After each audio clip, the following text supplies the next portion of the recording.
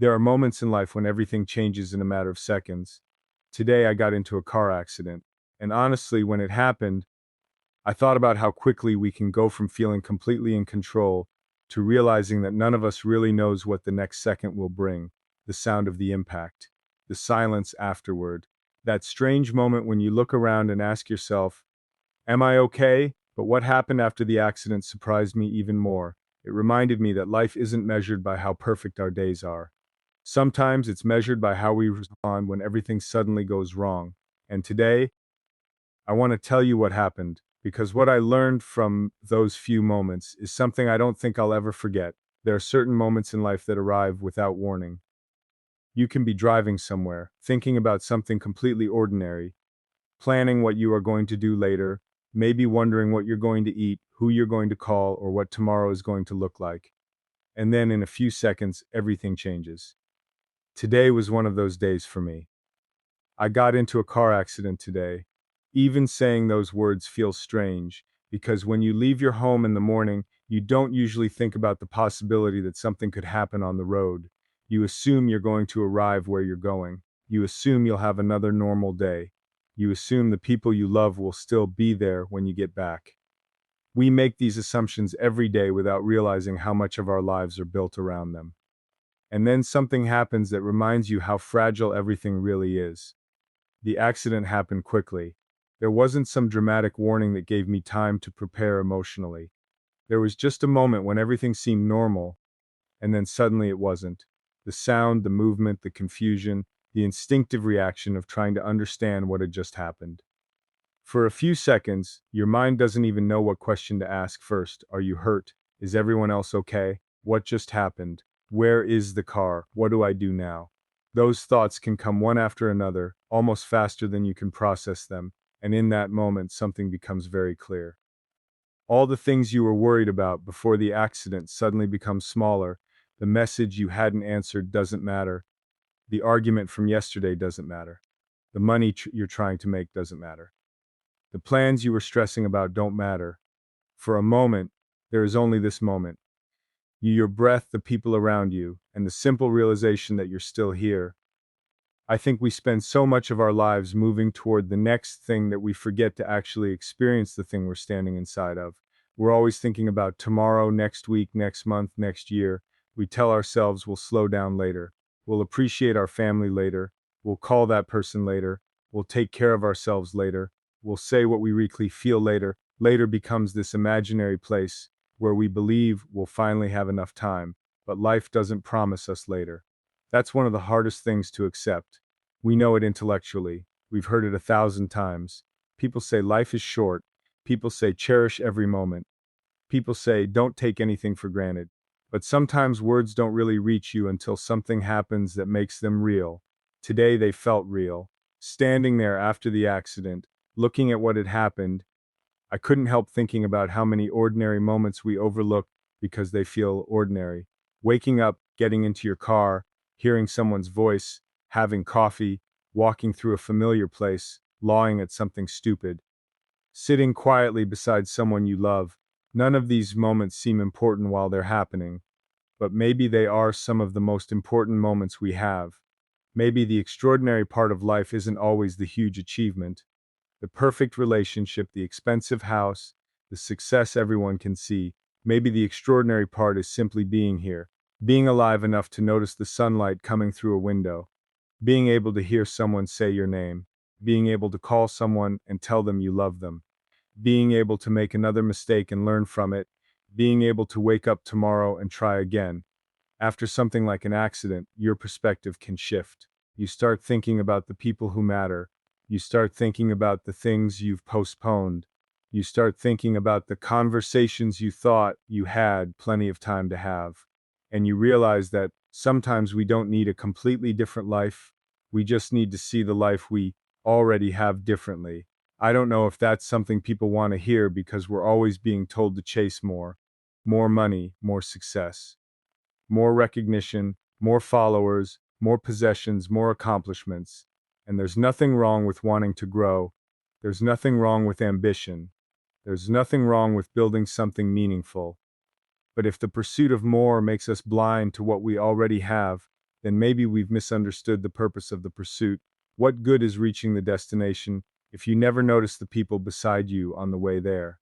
What good is achieving everything you've written down if you become too exhausted to appreciate any of it? What good is having a perfect plan when life can change the plan in a second? The accident reminded me that control is an illusion. We can plan. We can prepare.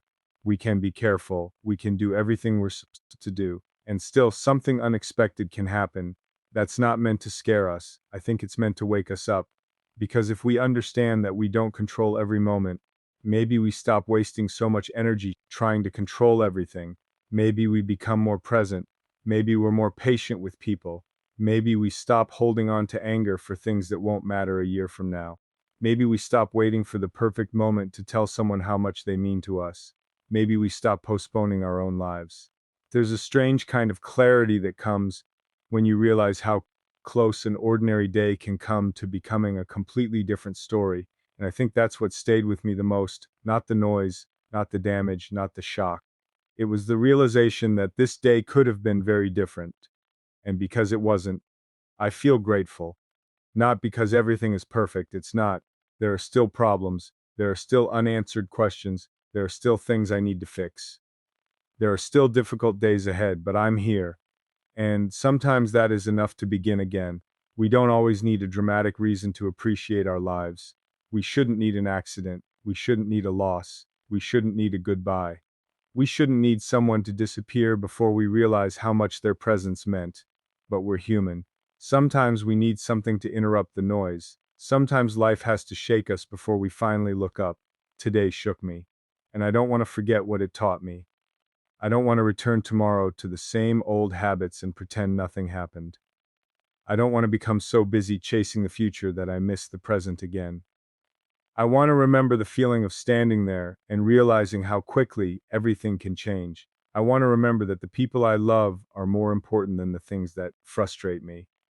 I want to remember that time isn't something we can store for later. Once a moment passes, it doesn't come back. You can remember it, you can learn from it, you can carry it with you, but you can't live that exact moment again. That's why the small things matter: the conversation in the kitchen, the phone call you almost didn't make, the hug that lasts a little longer, the apology you finally give, the laugh that catches you off guard, the quiet drive home. The morning when nothing goes wrong. We call these ordinary moments because we're inside them, but maybe we're wrong. Maybe they're not ordinary at all. Maybe they're the real story.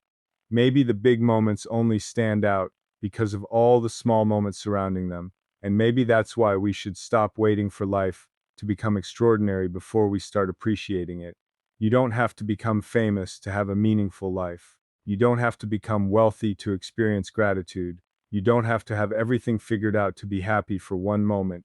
You can simply stop, take a breath, look around, notice who is there, notice what is still possible. Notice that you're still capable of changing something, because as long as you're here, the story isn't finished. That's something I kept thinking about after the accident. The story isn't finished. A bad moment doesn't have to become a bad life. A frightening day doesn't have to define every day that comes after it. Something can happen to you without becoming the entire definition of who you are. You can be shaken and still move forward. You can be afraid and still continue. You can feel vulnerable and still be strong. Strength isn't always about looking fearless. Sometimes strength is simply taking the next breath, then the next step, then the next day. Sometimes strength is admitting that something scared you. Sometimes it's calling someone and saying, "I need to hear your voice." Sometimes it's sitting quietly and allowing yourself to process what happened instead of pretending you're unaffected. We live in a world where people often feel pressure to appear strong all the time. We hide our fear, we hide our sadness, we say we're fine when we're not.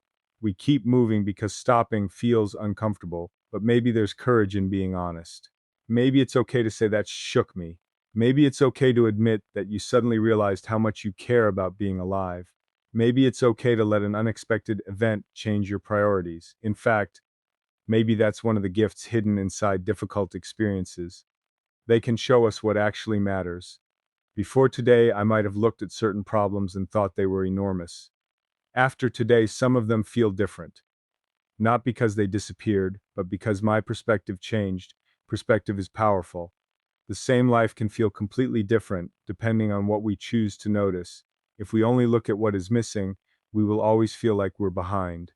If we only look at what went wrong, we'll miss what went right. If we only think about what we lost, we may forget what remains. Today reminded me to look at what remains, the people who are still here, the opportunities that still exist. The mornings I haven't lived yet, the conversations I haven't had, the places I haven't seen, the mistakes I haven't learned from, the moments I haven't appreciated yet. There is still so much life ahead, and I think that's why I'm telling you this. Not because an accident makes me special, it doesn't. Not because I suddenly have all the answers. I don't. I'm telling you because maybe someone listening to this is moving through life the same way I was, always rushing, always worrying, always thinking about the next problem, always waiting for something better. Maybe you need to hear this before something forces you to hear it. Slow down sometimes. Look around, call the person you've been meaning to call. Say what you've been afraid to say. Forgive someone if forgiveness is possible. Let go of something that has been weighing on you. Spend time with people who make you feel alive. And if you're chasing a dream, keep chasing it. But don't forget to live while you're chasing it. Don't sacrifice every present moment for a future that hasn't arrived, because the future matters. But the present is the only place where you can actually live. That's what today gave me. A reminder, a painful reminder, maybe an unexpected reminder, but still a reminder that life can change quickly, that ordinary moments are valuable, that people matter more than things, that tomorrow isn't guaranteed, and that sometimes the most important thing you can do after life knocks you sideways is simply stand back up, take a breath, look around, and realize that you still have another moment to make something meaningful out of what remains. There are moments when life becomes quiet in a way you never expected. Not peaceful exactly, just quiet enough for you to hear your own thoughts. After something happens that shakes you, the noise that usually fills your mind begins to disappear, and suddenly you start noticing things you were too busy to notice before. That was what happened to me. I started thinking about what truly matters, not what looks important from the outside, not what society tells us we should chase, not the things we spend hours worrying about because we believe they will somehow determine whether our lives are successful. I started thinking about the people who would answer if I called, the people whose names appeared in my mind without me even trying, the people who have been there during difficult moments, even when I didn't always know how to say thank you. Because when something unexpected happens, you don't think about your possessions first. You think about people. You think about the voice you want to hear. You think about the face you want to see. You think about the person you should have called more often, and that's when you realize something uncomfortable. We often treat the people we love as if they'll always be there, not because we don't care, but because we're human. Familiarity can make something precious feel ordinary. You see someone every day, so you assume you'll see them tomorrow. You speak to someone regularly, so you assume there will always be another conversation. You have a disagreement, and instead of resolving it, you tell yourself there's plenty of time. But time is strange. We never really know how much of it we have. We only know that we have this moment. And maybe that's why we should be more careful with the way we use it. Maybe the people around us deserve more patience. Maybe the small arguments don't deserve as much energy as we give them. Maybe being right isn't always as important as being kind. Maybe winning an argument isn't worth losing a relationship. There are things I wish we could understand before life forces us to understand them. One of them is that love doesn't always need a grand gesture. Sometimes love is a phone call. Sometimes it's listening. Sometimes it's sitting beside someone without needing to say anything. Sometimes it's remembering a small detail they told you months ago. Sometimes it's simply being there. And sometimes love is forgiveness, not because what happened didn't matter, but because carrying anger forever can cost you more than you realize. After the accident, I thought about how much emotional weight people carry every day: old arguments, old regrets, old disappointments. Things that happened years ago but still live inside us as if they happened yesterday. We carry them everywhere. We let them affect our mood. We let them affect our relationships. We let them change how we see ourselves. And sometimes, we don't even realize how heavy that weight has become until something happens that makes us question what we're doing with our limited time. I don't want to spend my life carrying things that don't deserve to come with me. That doesn't mean forgetting everything. It doesn't mean allowing people to hurt you again. It doesn't mean pretending that pain wasn't real. It means deciding what deserves a permanent place in your heart. Some things don't, some anger doesn't, some resentment doesn't, some regret doesn't, and some things are worth holding on to with everything you have: love, friendship, family, memories, kindness, honesty, the moments when somebody believed in you when you didn't believe in yourself.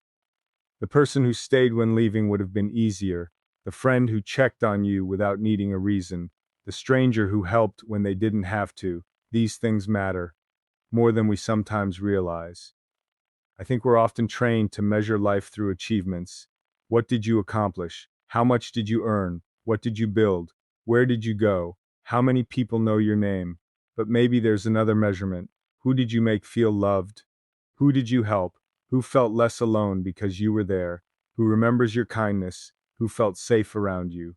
Those questions may not appear on a resume, they may not impress a room full of strangers, but they might matter more when everything else becomes quiet, because at the end of the day, people don't remember every expensive thing you bought. They remember how you made them feel. They remember whether you listened. They remember whether you showed up.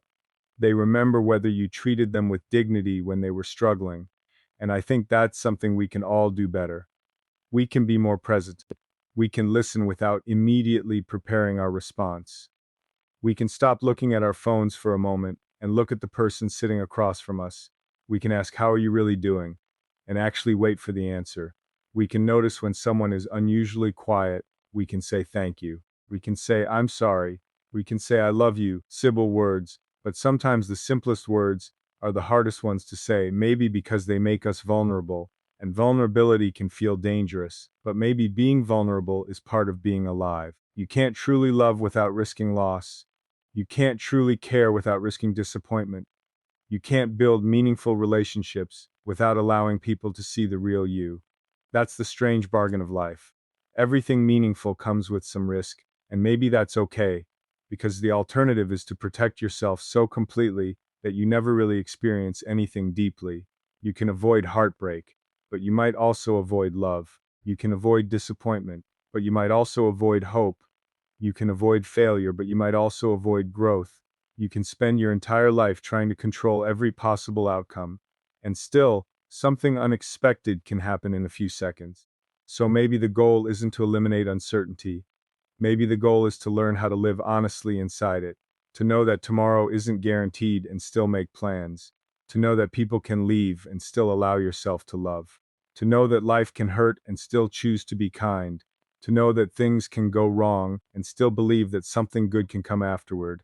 The accident didn't give me all the answers, it gave me better questions. What am I spending my time on? Who am I giving my attention to?